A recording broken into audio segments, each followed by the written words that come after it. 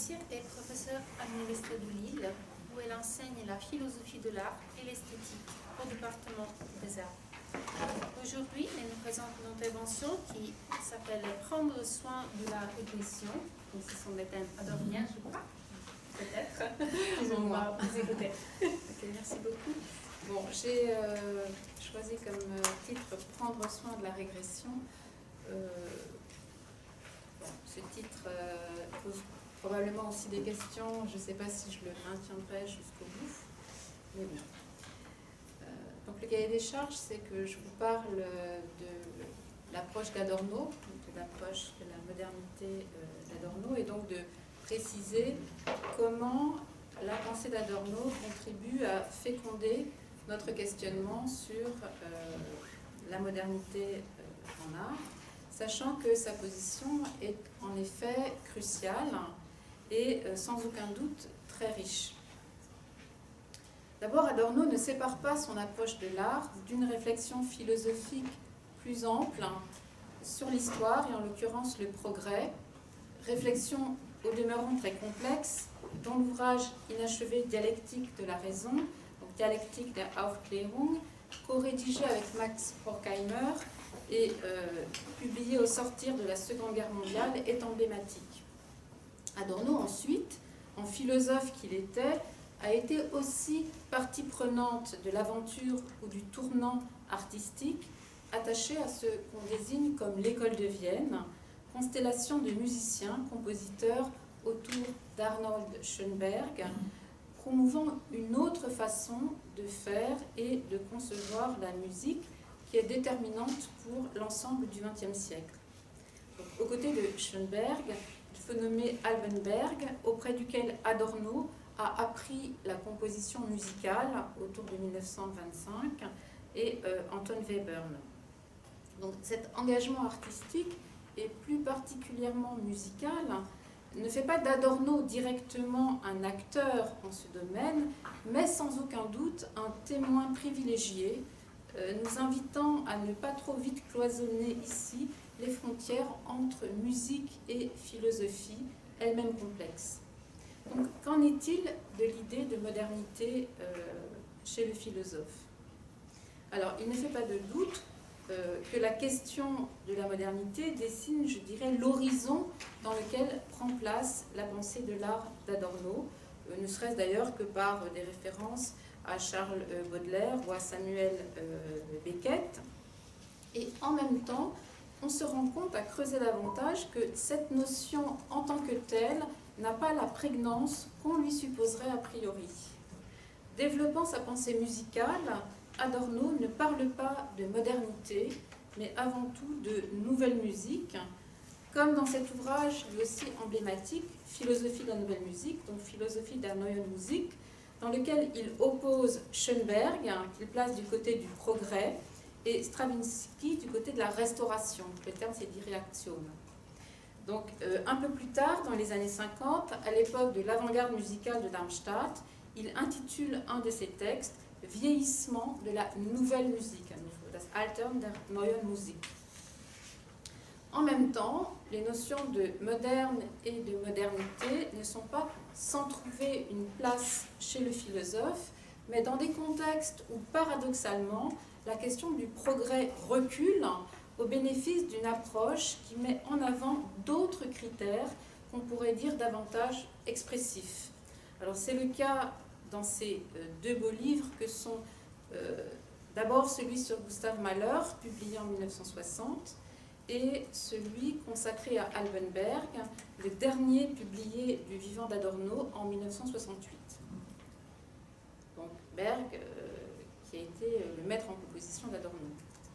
Donc, contrairement à ce qu'on pourrait imaginer, et ce qui est à tort accrédité, la modernité n'est pas chez Adorno du côté du progrès, mais paradoxalement dans un certain rapport à la régression. Là, ça va être compliqué. En tous les cas, comme on le voit dans les ouvrages sur Mahler et sur Berg, la régression qualifie l'état du matériau musical, mais aussi le rapport de la composition au matériau, et notamment une certaine aptitude à renouer avec l'enfance. Bon. Je vous donne juste deux phrases, une dans le livre sur Malheur et l'autre dans le livre sur Berg, dans lesquelles on trouve la notion de modernité, qui est en fait assez rare chez Adorno. Dans le Malheur, Adorno écrit « Malheur a dû autrement, en comparaison de ce qui passait alors pour moderne, donner l'impression d'être en retard sur son temps. Pourtant, c'est de ce côté anachronique que Malheur, paradoxalement, tire sa modernité. » Et chez Berg, du côté de Berg, voilà ce qu'Adorno écrit, c'est dans la texture même de la composition que l'on peut identifier l'expression propre à Berg, celle d'un être organique qui se maintient en se dilapidant, celle d'une vie en tant que quintessence de la mort. Sa musique est sans violence, concrète et mortelle comme des plantes grimpantes, c'est sa véritable modernité, qui n'a trouvé d'équivalent que dans la structure foisonnante et désobjectivée de certaines œuvres de la peinture et de la sculpture la plus récente. Voilà, donc ce sont ces décalages qui sont vraiment riches d'enseignements, encore pour nous aujourd'hui, bien que la situation artistique que nous vivons ne soit pas celle qu'Adorno a connue. Donc il s'agira moins pour moi de repérer les thèses sur la modernité que de rendre sensible la façon dont Adorno met au travail cette question dans sa philosophie, nous invitant à défaire plutôt qu'à conforter des dualismes comme progrès versus restauration ou comme nouveau versus ancien, dualismes sur lesquels on a tendance à se reposer, y compris en abordant sa propre philosophie.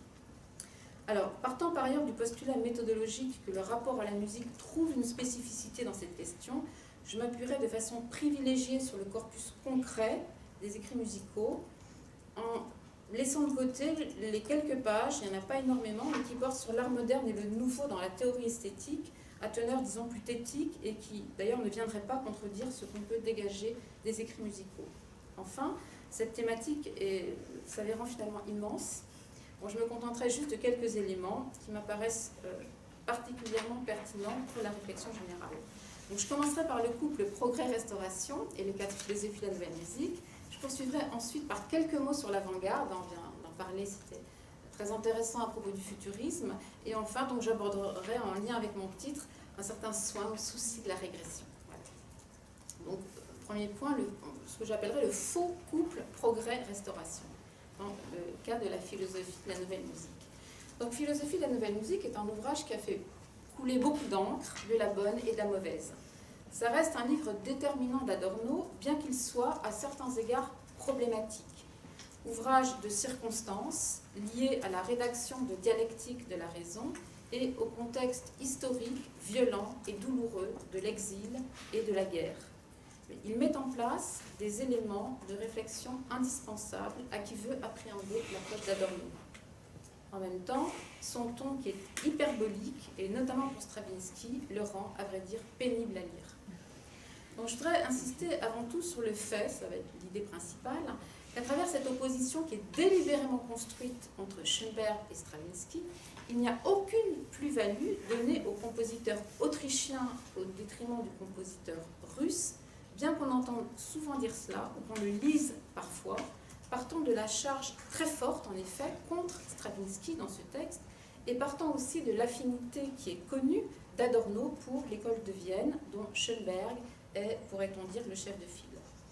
Je voudrais d'abord noter que cette opposition n'est pas inventée par le philosophe. Ce dernier la reprend du milieu musicologique.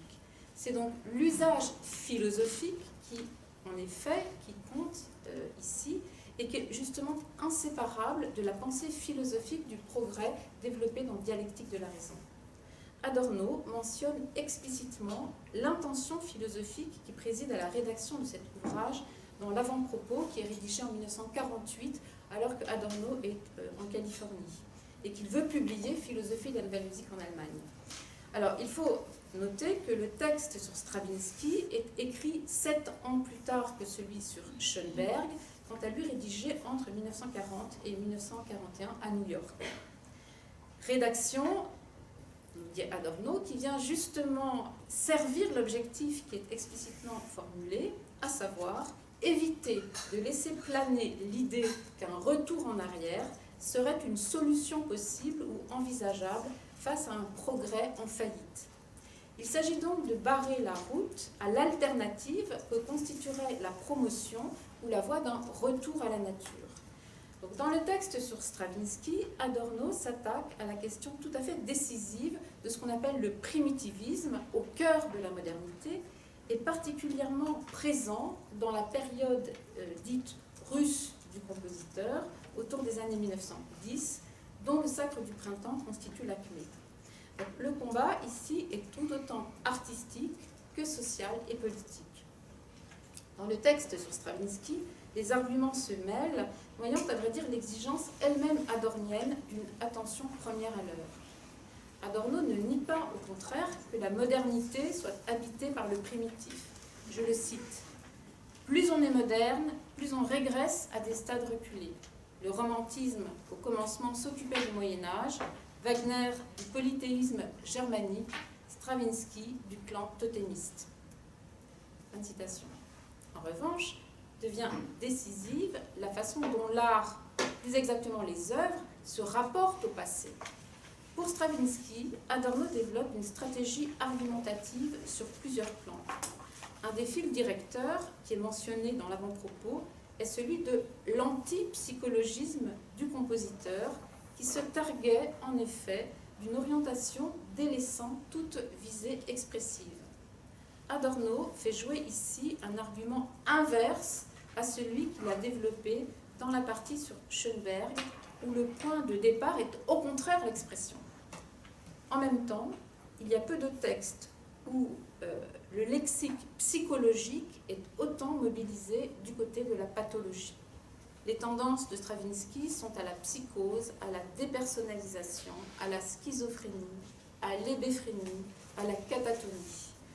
Il y a donc une volonté de reprise du rapport au psychologique qui vise à montrer que le sujet est finalement toujours là, mais sur le mode aliéné. Le prétendu antipsychologisme se voit dénoncé comme prédominance du collectif sur l'individu, dont le sacrifice de l'élu dans le Sacre du printemps serait finalement l'image, comme prédominance de la personnalité autoritaire et froide, comme immaturité ou faiblesse du moi à laquelle s'attache un certain infantilisme. Par ailleurs, Adorno a à cœur de démystifier ce rapport à la nature comme étant tout autre que premier ou immédiat, selon un argument qu'il déroule d'ailleurs ailleurs dans sa philosophie. Le retour à la nature n'est pas une alternative au progrès, mais un aspect du progrès lui-même, dans ce qu'il a justement de réactionnaire. Cette orientation prend un tour très concret à propos de Stravinsky. Elle s'organise en effet autour du paramètre du rythme et plus précisément au regard de ce qu'il y aurait de vivant dans la musique. La prise en compte de ce paramètre ne doit pas être négligée en ce qu'elle va à contre-courant de l'idée trop vite formulée selon laquelle le philosophe, enfermé dans une approche intellectuelle et savante de la musique, manquerait tout ce qui est relatif au corps. Il n'en est rien. La musique de Stravinsky est envisagée avant tout sous cet angle comme un art corporel qui implique le rapport à la danse. Donc ce dernier, ce rapport à la danse, ne renvoie pas chez Adorno à la chorégraphie, dont il ne parle jamais, mais à la façon dont la musique est ressentie, c'est-à-dire à sa teneur de pulsation. À cet égard, le philosophe contribue à inverser le jugement qu'on porte sur Stravinsky, et notamment sur le Sacre, œuvre rythmique par excellence. Loin de célébrer la complexité et le renouvellement de ce paramètre, devenu décisif en effet dans l'écriture musicale, Adorno appréhende ce dernier sous l'angle d'un battement qui signale une réification des corps, vidés de leur substance vivante. Il insiste sur le rythme perçu à l'écoute, sur l'effet de pulsation mécanique qui est engendré. Le vivant s'est renversé en son contraire et il est du côté de la mort. Adorno emprunte ici des éléments de l'analyse de Walter Benjamin dans ses textes des années 30 sur Charles Baudelaire, en particulier la notion de choc, qui vient préciser une dislocation en termes d'espace et de temps de la perception envisagée dans son rapport intrinsèque à l'histoire. Alors, j'observerai que ces éléments d'analyse sur le rythme et sur la pulsation convergent avec certains aspects de l'argumentation à propos du jazz et de la musique populaire, jugés asservir les corps dans des danses qui ressemblent à celle d'insectes électrisés. Adorno utilise le terme de jitterbugs. Donc Adorno n'est pas le philosophe d'une opposition tranchée et définitive entre les musiques dites savantes et populaires, reproche qu'on lui adresse souvent. Pour Stravinsky, l'accentuation est mise sur un temps qui ne passe pas, qui se répète, sur une musique incapable de remémoration et amnésique. Je passe maintenant de façon plus rapide sur l'autre versant de philosophie de la nouvelle musique qui porte sur Schoenberg et qui s'intitule « Le progrès ». Adorno y relativise d'emblée le critère d'un prétendu progrès du matériau, puisqu'il dénonce avant tout dans ses pages l'inversion de la forme musicale en une construction vide. Il pointe notamment le tournant dodécaphonique au début des années 20, qui voit Schoenberg inventer une nouvelle manière de composer, qui prendrait le relais de l'organisation tonale faisant défaut désormais. Adorno, au fond, reste attaché à l'époque dite expressionniste de Schoenberg, autour de 1908-1910, avec Erwartung, par exemple, cette époque où s'ouvre la voie ou la promesse de ce qu'il appellera dans d'autres textes la musique informelle. À partir du moment où la musique s'embrigade dans une méthode de composition, dans un système, elle n'est plus apte à porter une teneur artistique. Elle se transforme en seule technique, elle n'a plus rien à voir avec l'art. Cette réification de la grande musique, y compris celle de Schoenberg, réification liée au fait que la musique se renverse en construction intégrale, est un thème décisif dans l'approche d'Adorno et qui est sous-estimé, notamment par ceux qui l'identifient presque à Schoenberg. Le rapport au compositeur viennois est en réalité beaucoup plus ambivalent. Le fil de l'argumentation consiste donc à souligner l'incapacité de Schoenberg à soutenir la part expressive de la musique dans l'évolution de son œuvre.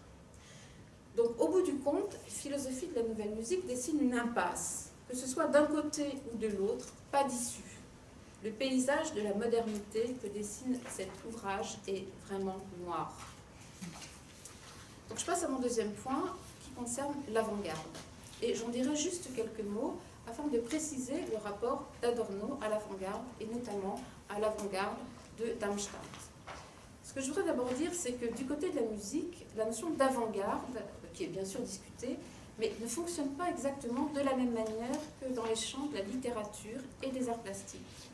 Pour la période autour des années 1910, que je viens d'évoquer avec Schoenberg et Stravinsky, on aurait pu aussi ajouter Claude Debussy, on n'utilise guère ce terme d'avant-garde, plutôt réservé à la rupture qui suit la Seconde Guerre mondiale, en effet marquée par la volonté de refondre entièrement le langage musical à partir de zéro, dans un geste qui est celui de la table rase, après aussi cet événement traumatique de la Seconde Guerre mondiale.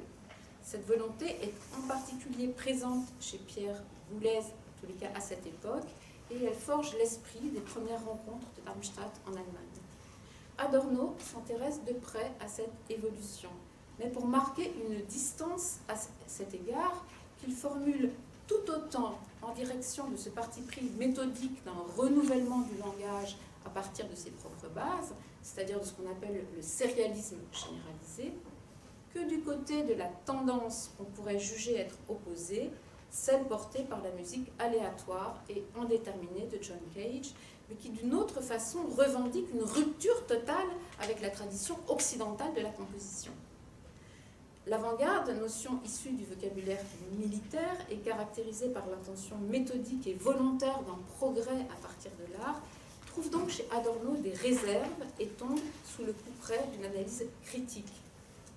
C'est au point d'ailleurs qu'on a pu reprocher au philosophe son anti-avant-gardisme, selon l'expression de Peter Burger dans les années 70, sous forme d'un reproche de ne pas comprendre le présent. Donc de partisan de la modernité qu'il aurait été, Adorno entrerait de plus en contradiction avec lui-même en s'éloignant ainsi de ce qu'il y a de plus avancé dans le domaine artistique. Mais est-ce vraiment un revirement? Plusieurs éléments interviennent dans le débat et je ne peux pas l'aborder de manière, disons, circonstanciée ici, mais je voudrais souligner que la position d'Adorno ici m'apparaît au contraire comme relevée d'une grande continuité avec ce qu'il a dit auparavant, et si l'on tient compte justement des réflexions déjà présentes dans Philosophie de la nouvelle musique qui dessine une voie aporétique. Adorno ne fait qu'adapter ou ajuster des outils d'analyse antérieurs. Le texte « Vieillissement de la nouvelle musique » est une conférence donnée en 1954, insiste sur le fait que l'avant-garde est marquée par une démission du sujet compositionnel, soit qu'on s'en remette au calcul, donc du côté d'une approche devenue mathématique de la série, puisque les paramètres se complexifient de plus en plus, mais soit aussi du côté donc, du hasard. Du côté de la série, la construction musicale dans son hyper-rationalisation viendrait en lieu et place d'un sujet défaillant, devenu incapable de toute expression dans son rapport aux matériaux. Donc Adorno dénonce l'illusion d'un matériau neutre, assimilé soit à du quantitatif, du côté de la construction sérielle, soit à une matière vierge, du côté de la musique aléatoire. Et là encore, il réintroduit ou il veut réintroduire l'histoire et sa critique passe par la réaffirmation d'un matériau historique marqué par le passé. Donc les deux aspects de l'argumentation convergent. D'un côté, la réification de l'expression, du côté du sujet, et la réification du matériau de l'autre. Donc, commencer, Adorno s'est tourné vers les travaux sociologiques de Max Weber relatifs à la rationalisation de la musique occidentale, afin d'en souligner le cours particulier au regard de l'écriture et de la notation notamment. En même temps, il ne cesse, ça c'est une orientation particulière, il ne cesse d'exercer une vigilance critique vis-à-vis de tous les basculements possibles dans une forme devenue vide de contenu et qui serait finalement le revers de l'esprit avant-gardiste. Adorno avait beaucoup de considération pour Pierre Boulez et il lui emprunte sa notion de métier dans la théorie esthétique. Mais il se sépare implicitement, je pense, de l'orientation structuraliste qui sous-tend la théorie musicale du compositeur au début des années 60, notamment dans Penser la musique aujourd'hui, parce qu'elle tente à mettre entre parenthèses le sujet ou dans la mort du sujet qu'elle implique.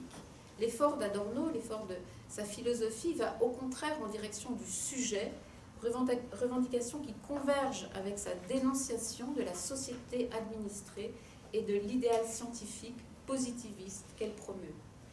Dans Dialectique négative, Adorno écrit, je le cite, « En opposition avec l'idéal scientifique courant, l'objectivité d'une connaissance dialectique a besoin non pas d'un moins, mais d'un plus de sujets. Sinon, l'expérience philosophique dépérit, mais l'esprit du temps positiviste y est allergique. » Fin de citation. Donc ce qui vaut ici pour l'expérience en philosophie a sa légitimité pour l'expérience artistique. Au demeurant, Adorno aborde le rythme, comme on l'a vu à propos du sacre très rapidement, dans Philosophie de la nouvelle musique, d'une façon qui est complètement différente de Pierre Boulez, qui réalise quant à lui une analyse des plus complexes et subtiles à partir de la partition. Alors que le compositeur manie avant tout des chiffres, Adorno s'en remet à la perception immédiate et angoissante que la musique de Stravinsky suscite à l'écoute. Alors pour le troisième et dernier moment de mon exposé, je choisirais de partir de l'épisode d'Ulysse et des sirènes, dans Dialectique de la raison. Ulysse, attaché au mât, échappant au sortilège des monstres marins, alors que ses compagnons de route rament au plus vite, les oreilles bouchées, pour ne pas succomber au chant. Ulysse symbolise le cours de la modernité et ses profondes contradictions qu'Adorno et Horkheimer veulent mettre au jour dans Dialectique de la raison, dans l'idée que la domination de plus en plus grande de la raison n'équivaut pas à sortir du mythe, mais à y replonger de plus belle. Dans ce moment de son parcours, le sortilège du chant serait synonyme de mort, et Ulysse préfère organiser sa survie pour poursuivre sa route. L'expérience de la musique, ici, est abordée du côté de l'écoute selon un axe qui est aussi décisif dans la réflexion d'Adorno sur la modernité en art que le versant formel et compositionnel. Ainsi, le philosophe rédige en 1938 un fameux texte sur la régression de l'écoute dans la musique qu'il présente comme le pendant de la réification de la forme musicale dans l'industrie culturelle. D'ailleurs, il cite ce texte dans la préface à Dialectique de la philosophie de la nouvelle musique. Donc la notion de régression, alors là c'est dit régression, d'espérance, a un sens alors nettement péjoratif, puisqu'il s'agit de dénoncer une dislocation de l'écoute, définitivement fermée à l'inouï de ce que peut promettre la musique, et qui est désarticulée dans ses rapports au temps et à l'espace. Donc avec l'épisode des sirènes, Adorno, je dirais, poursuit sa réflexion sur l'écoute, mais lui donne une inflexion quelque peu différente. Ulysse est comparé à l'auditeur moderne du concert, immobilisé sur son siège et pouvant au mieux applaudir. Le fait qu'il soit ligoté est à même d'exprimer les contradictions qui pèsent sur l'expérience moderne de l'écoute. Cela atteste, reconnaît Adorno, le pouvoir archaïque du chant. En dépit de toute l'organisation rationnelle dont il est fortifié, Ulysse ne peut y résister. Endurci, son moi pourtant ne l'est pas au regard de l'attraction des sirènes. Adorno fait ici émerger un thème central, celui de la part mythique de la musique, manifestée dans le pouvoir que celle-ci a de ravir, d'emporter les corps et d'agir directement sur eux. Il faut donc relier le chant des sirènes à la danse, c'est-à-dire à l'aptitude qu'a la musique de soulever immédiatement les corps. Celui d'Ulysse est entravé pour ce motif même. Donc on aurait tort de penser qu'Adorno entérine cette figure de l'auditeur immobile, qui est aussi celui de la musique savante. Sa position est beaucoup plus nuancée et à vrai dire dialectique. La question de la magie de la musique est centrale dans sa philosophie. Et il ne suffirait pas de dire qu'il l'écarte, fort de l'accentuation qu'il met sur la rationalisation. Adorno, dirais-je de façon un peu abrupte, veut sauver quelque chose des sirènes et refuse de mettre ce pouvoir magique de la musique qu'elle représente du seul côté du mortifère.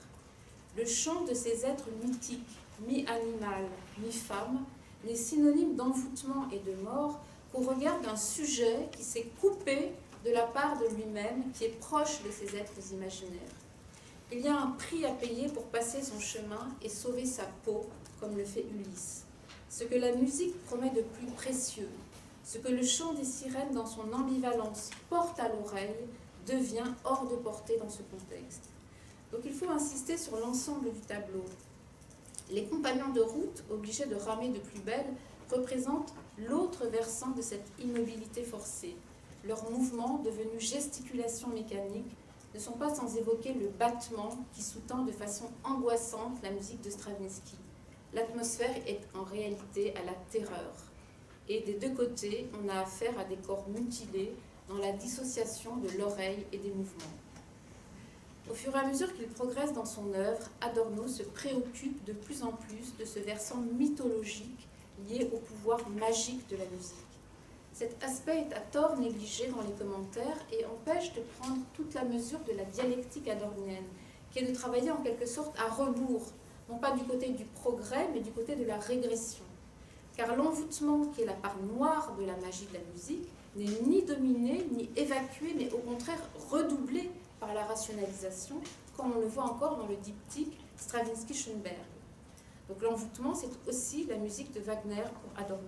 Donc comment rompre la puissance de l'envoûtement, l'exacte autre face de la rationalisation. Donc je ne ferai qu'esquisser pour conclure ce travail philosophique d'Adorno en direction de la régression. Il s'agirait de démythologiser la musique selon une préoccupation qui affleure dans les notes sur Beethoven, de s'interroger sur ce que la musique porte en elle de régressif, non pour le dominer ou le refouler, mais le constituer comme partie constitutive de cet art. La part régressive de la musique concerne son affinité avec le pré-individuel, enfin ce que Adorno appelle le pré-individuel, c'est-à-dire avec des formes d'expérience qui précèdent l'autonomie du sujet. Le rapport à l'enfance est à ce titre directement concerné et apparaît beaucoup plus structurant de la pensée musicale d'Adorno qu'on l'imaginerait a priori. Donc il ne s'agit pas d'un thème qui est abordé en tant que tel, mais plutôt de bribes qui affleurent pour dire la profonde relation à cette part intime de soi. À propos de Berg, Adorno écrit, je le cite à nouveau, « Parmi les représentants de la nouvelle musique, il est celui qui a le moins refoulé l'enfance musicale, le livre d'or de la musique. Il se moquait de la sobriété facile qui est due à un tel refoulement. Il doit son caractère concret et son ampleur humaine à sa tolérance vis-à-vis du passé, qu'il ne laisse pas transparaître de façon littérale, mais fait ressurgir dans le rêve et le souvenir involontaire. Fin de citation. Adorno valorise dans l'enfance une façon d'être proche de l'animal et de la nature contre la raison qui est dominatrice et les violente au contraire. Mais ce n'est plus une enfance idéalisée qu'il met en scène comme la plupart des théoriciens et artistes qui relient modernité et enfance. L'enfance vient toujours après et donc trop tard. La temporalité en sépare définitivement. L'enfance se précise comme une façon d'être dans l'expérience qui passe par les images mythiques dont les sirènes, mais aussi les gnomes, les nains, les fées seraient quelques représentants. Adorno, que ce soit chez Stravinsky ou chez Wagner, se rend attentif à cette dimension mythologique, mais il dénonce aussi chez ses compositeurs une incapacité à faire vivre l'enfance comme enfance. Ainsi s'acharne-t-il sur l'infantilisme de Stravinsky, qui, sous couvert de rapport à l'enfance, prend le parti de l'agresseur et du sacrifice, comme on le voit avec le pauvre pantin Petrouchka, qui finit sous le scalpel du mort. À cet égard, Adorno souligne que le rapport à l'enfance n'est ni originaire ni immédiat, et il envisage le conte, la narration, comme des antidotes au mythe, prenant à cet égard le relais de réflexion déjà chez Ernst Bloch, puis Walter Benjamin dans Le narrateur. La musique, pour Adorno, puise une part de son potentiel de réconciliation avec la nature et le vivant dans le pouvoir qu'elle a de narrer, de raconter un passé qui a définitivement disparu. Et je voudrais juste dire, pour terminer, qu'il est tout à fait significatif qu'en tant que compositeur, Adorno ait consacré 2 pièces pour petit orchestre ayant un rapport direct à l'enfance, l'une à partir de l'album de jeunesse de Schumann et l'autre étant un projet inabouti d'un opéra, Le Trésor de Joe l'Indien, sur un texte de Mark Twain. Je vous remercie.